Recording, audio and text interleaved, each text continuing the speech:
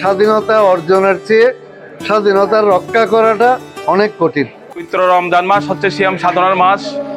আমরা সিয়াম সাধনার মধ্যে আল্লাহর সন্তুষ্টি অর্জন করব, পাশাপাশি আমরা মানবিক হওয়ার চেষ্টা করব। মহান রব্বুল আলামিন দীর্ঘদিন পরে বাংলাদেশের মানুষের ভোটের অধিকার ফিরিয়ে দিয়ে বিএনপিকে একটি সরকার গঠন করার তৌফিক দিয়েছেন।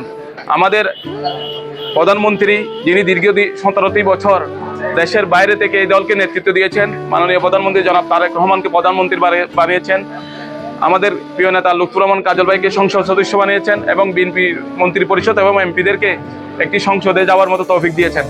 তাই আমাদের দায়িত্ব অনেক বেড়ে গেছে। আমি মনে করি আগামী দিনে বিএনপি পরিবারের অনেক দায়িত্ব বেশি, অনেক কঠিন সময়। যেহেতু বিএনপিকে মানুষ ভালোবেসেছে, ম্যান্ডেট দিয়েছে, তাদের আচার আচরণ চলাফেরা আমাদের শুদ্ধ করতে হবে। আমরা মানুষের ভালোবাসা অর্জন করব, মানুষের সুখে দুঃখে পাশে থাকবো।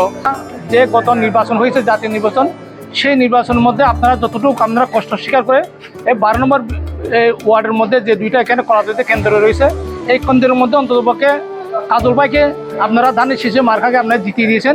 সেজন্য আপনাদের প্রতি ধন্যবাদ জানাচ্ছি এবং আপনাদের প্রতি কৃতজ্ঞতা জানাচ্ছি। আপনাদের সামনে যে সময় আসছে, সে বিএনপির মধ্যে আরও সচ্ছল হওয়ার জন্য, বিএনপিকে আরও সুসংগঠিত হওয়ার জন্য এবং আরও পরস্পরের মধ্যে যে কাদা ছুটাছুটি এগুলি ভুলে গিয়ে বিএনপিকে নতুন বিএনপি সাজানোর জন্য, দিয়ার হাতকে আরও শক্তিশালী করার জন্য উদাত্ত আহ্বান জানাই। স্বাধীনতা অর্জনের চেয়ে স্বাধীনতা রক্ষা করাটা অনেক কঠিন।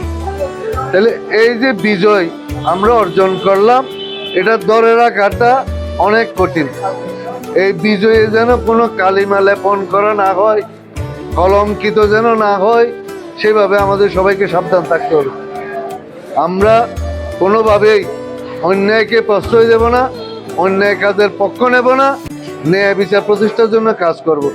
আল্লাহর নৈকট্য লাভ করা, তো আল্লাহর প্রতি আন্তরিকভাবে কায় মনোবাক্যে ইবাদত করে আমরা আল্লাহর সান্নিধ্য লাভের চেষ্টা করব, নৈকট্য লাভের চেষ্টা করব।